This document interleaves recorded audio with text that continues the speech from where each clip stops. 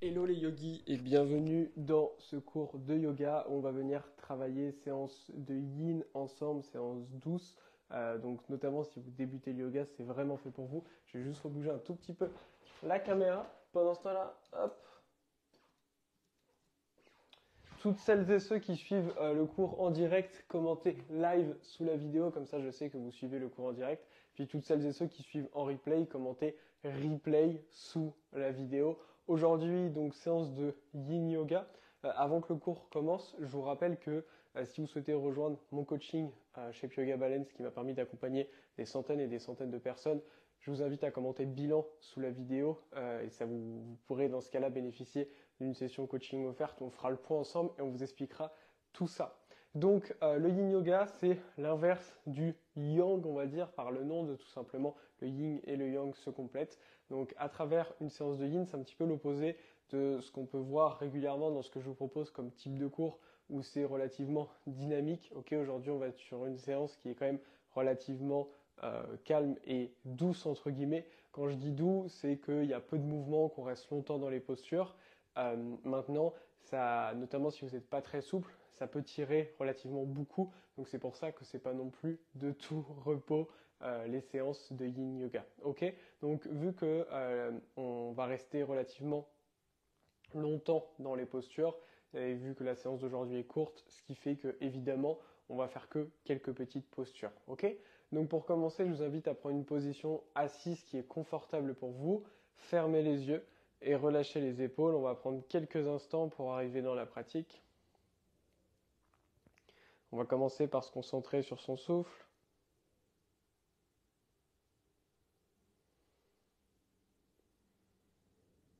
Ressentez l'air qui rentre par le nez et l'air qui ressort par le nez.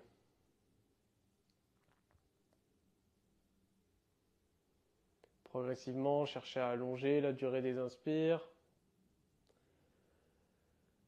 et à allonger la durée des expires.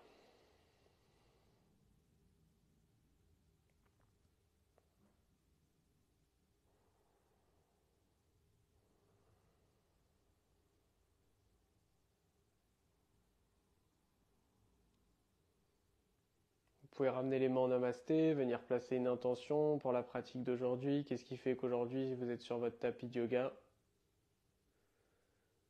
Et répétez-vous 3 fois mentalement cette intention.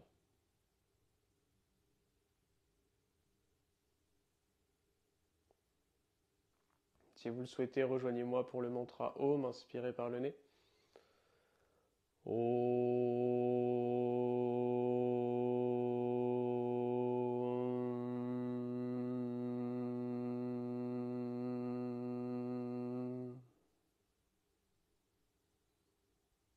Et tout doucement, vous allez pouvoir venir réouvrir les yeux. Ok.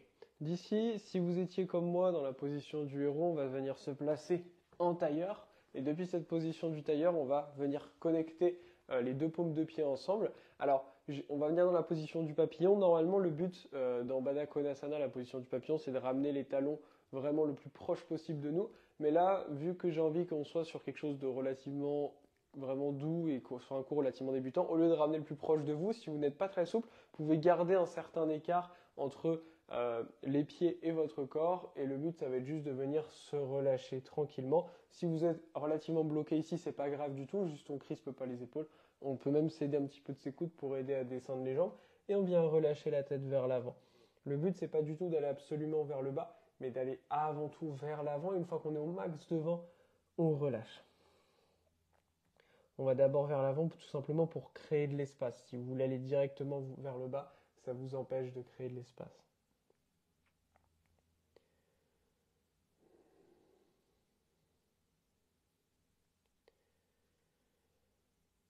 Je pratique généralement le yoga sans musique, puisque on peut considérer que notre respiration fait office de son, de musique.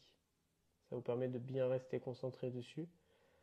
Maintenant, si chez vous, vous souhaitez mettre une musique, n'hésitez pas. L'important, c'est de pouvoir rester concentré dans votre pratique. C'est pour ça que Si vous mettez une musique, je vous recommande de mettre une musique sans parole pour pas que votre cerveau reste concentré sur des paroles. Et c'est peut-être la première fois que vous restez longtemps dans des postures. Ce qui est important ici, c'est vraiment d'écouter vos sensations. Ça vous permet d'être connecté à votre corps, de voir les signaux qui vous envoient et de voir comment mentalement vous réagissez à ça. Est-ce que quand ça tire, vous avez tendance à trouver un juste équilibre? Est-ce que vous cherchez à trop pousser? Est-ce qu'à l'inverse, vous partez directement? Vous fuyez le fait que ça tire un petit peu. On a déjà fait plus de la moitié ici. Il nous reste 3 minutes.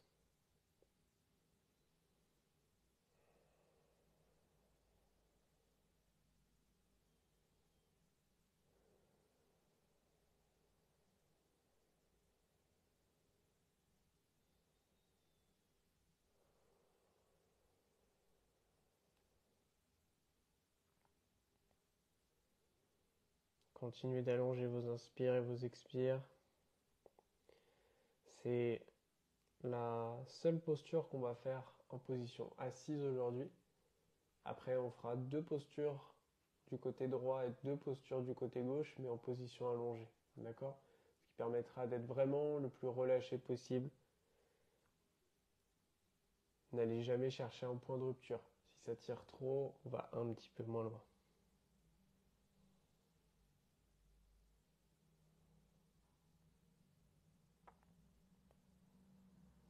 Alors encore 2 inspires, 2 expires, toujours par le nez. 1.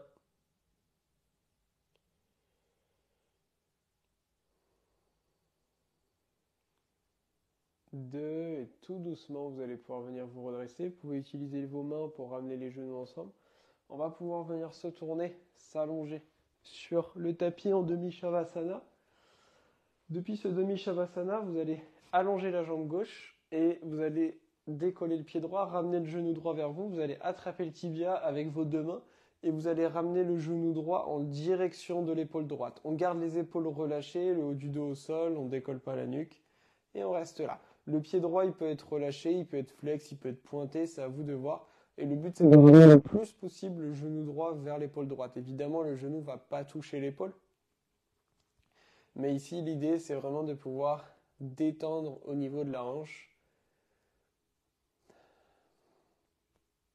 Et c'est pour ça que lorsque j'amène des cours complets, par exemple pour détendre les hanches, je fais faire de nombreuses postures parce que là, par exemple, on vient surtout détendre l'avant de la hanche, mais il va y avoir aussi plutôt à détendre également côté externe, interne, différents angles à détendre pour détendre cette zone qui peut être assez complexe à venir détendre si on ne prend pas tous les facteurs en jeu. Surtout ne crispez pas les bras, les épaules. D'accord? Pareil au niveau des mains. On tire le genou vers nous, mais on reste détendu au niveau du haut du corps. On se crispe le moins possible. Parce que ici, si on passe 3 minutes à détendre la hanche, mais qu'on passe en même temps ces 3 mêmes minutes à crisper le haut du corps, c'est un petit peu dommage. On va bientôt arriver dans la dernière minute déjà.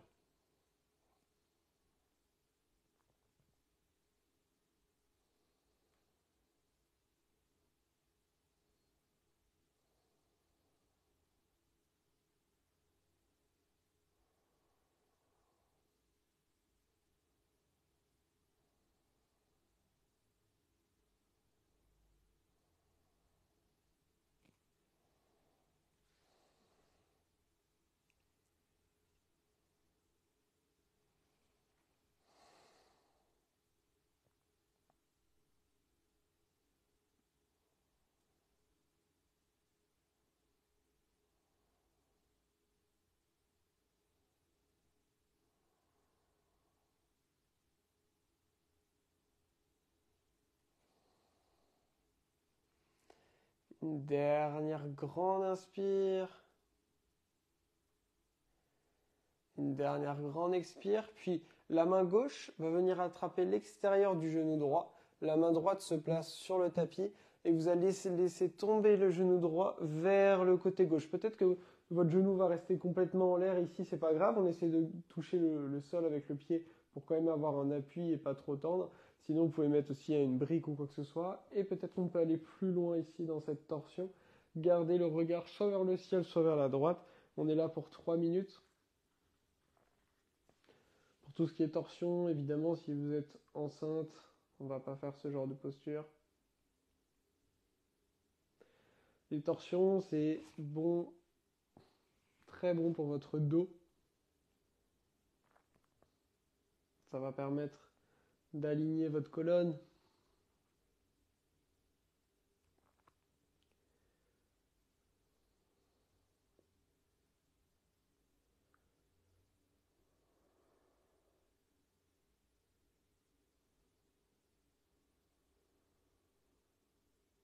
Ça peut stimuler aussi un petit peu au niveau de votre système digestif. Bon, parfois, je vois des profs qui disent que carrément ça vous amène des détox, etc., hein, de faire des torsions. Faut pas abuser, hein, on va pas bouger vos organes non plus, hein, mais simplement ça stimule un petit peu. Et c'est surtout bon pour votre dos. Notamment si vous passez beaucoup de temps en position assise ou avec le dos pas très droit. On arrive à la moitié de la posture ici les yogis.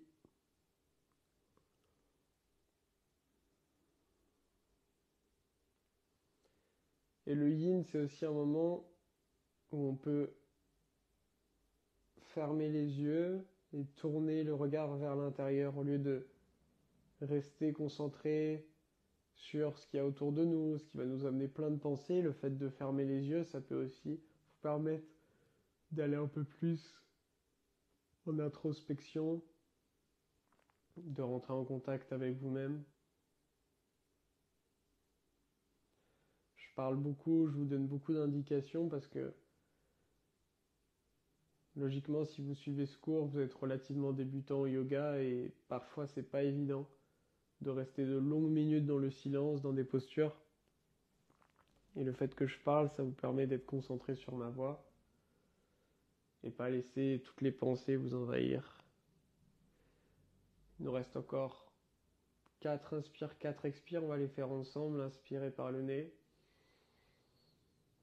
Et expirez toujours par le nez.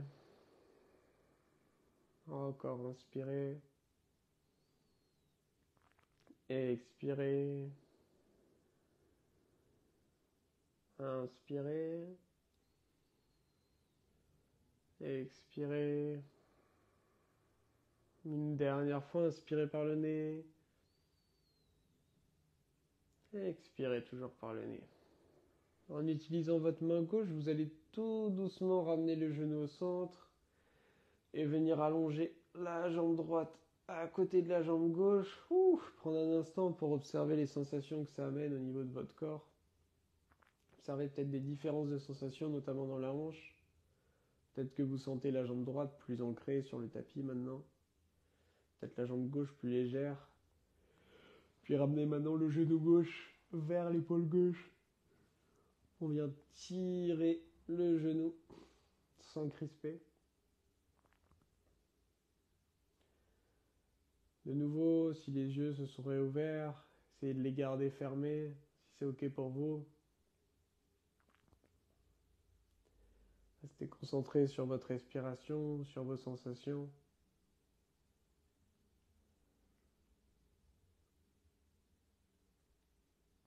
Si des pensées vous envahissent à n'importe quel moment quand vous faites du yoga, surtout quand vous faites du yin, où les pensées peuvent plus facilement arriver, il y a 2 choses à faire.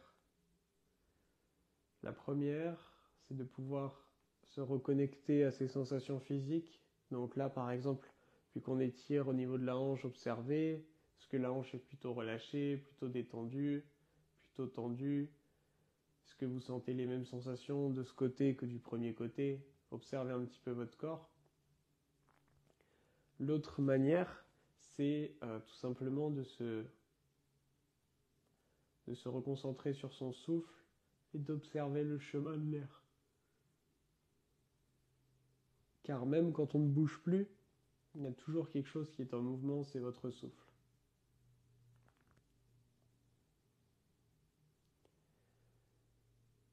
Et plus on reste dans la posture, plus normalement vous sentez que vous pouvez aller un petit peu plus loin. Si à l'inverse, certaines choses deviennent trop dures, c'est que le corps n'accepte pas, le mental n'accepte pas le relâchement, ou alors vous essayez d'aller trop loin.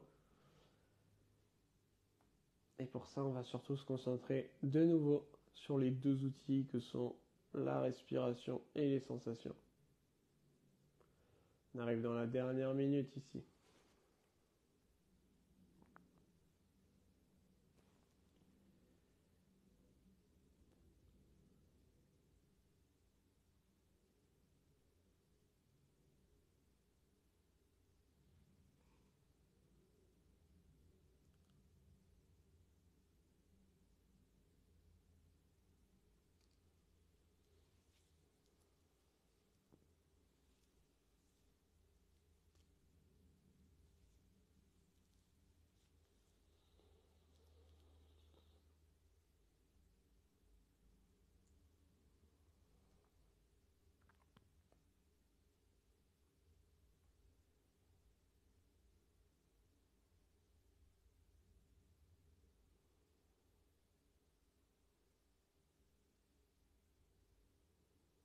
Dernière inspire. Une dernière expire, puis vous allez pouvoir relâcher la main gauche, la main droite se place à l'extérieur du genou gauche, laissez tomber le genou gauche sur la droite et le regard vient vers le ciel ou sur la gauche et on reste là.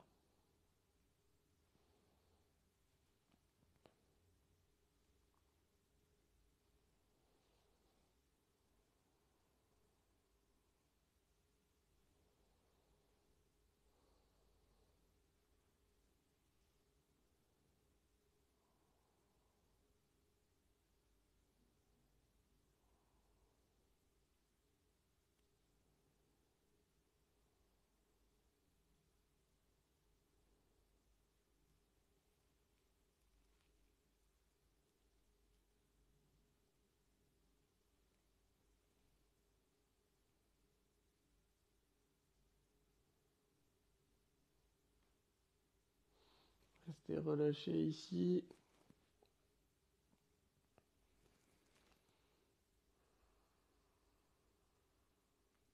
Pareil, essayez d'observer si les sensations sont les mêmes ou différentes avec le premier côté. Observez comment ça va pour vous ici.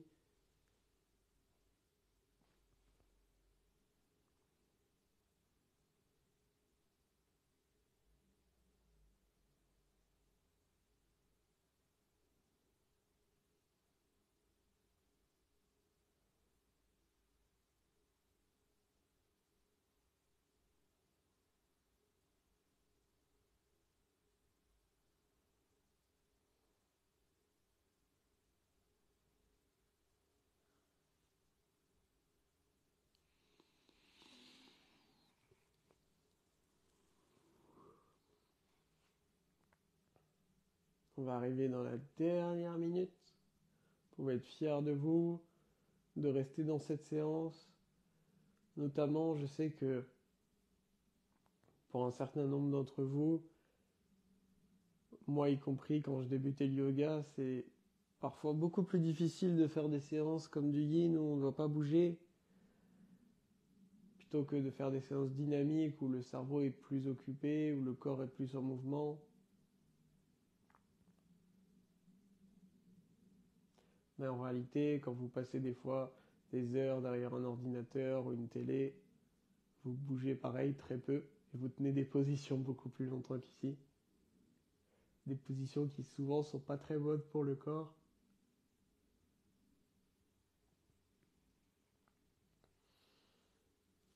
Une dernière inspire. Une dernière expire. Et tout doucement, vous allez pouvoir ramener le genou au centre, allonger la jambe gauche à côté de la jambe droite. Tournez les paumes de main vers le ciel, fermez les yeux. Prendre quelques instants ici dans Shavasana pour absorber les bénéfices de la pratique. On a fait une courte pratique, donc on n'a pas besoin de rester très longtemps. Mais juste quelques instants ici.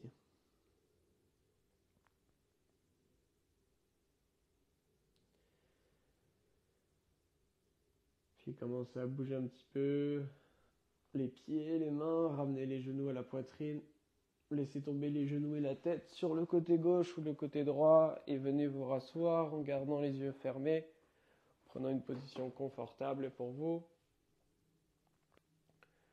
Et tout doucement réouvrez les yeux. Merci à vous d'avoir suivi ce cours avec moi, j'espère qu'il vous a fait du bien. N'oubliez pas de mettre un petit like, un petit commentaire avec votre ressenti, et pour aller plus loin dans votre pratique, vous pouvez bénéficier d'une session bilan offerte en commentant bilan sous la vidéo.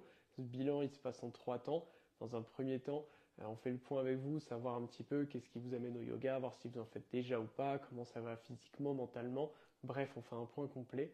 Ensuite, dans un deuxième temps, on vous aide à fixer vos objectifs parce qu'il y a plein de choses qu'on peut faire avec le yoga, voir sur quoi vous avez envie d'avancer. Puis dans un dernier temps, on vous amène un plan personnalisé pour avancer. Et puis éventuellement, on vous expliquera comment c'est possible de rejoindre mon coaching. Sur ce, je vous dis à très très vite. Namasté.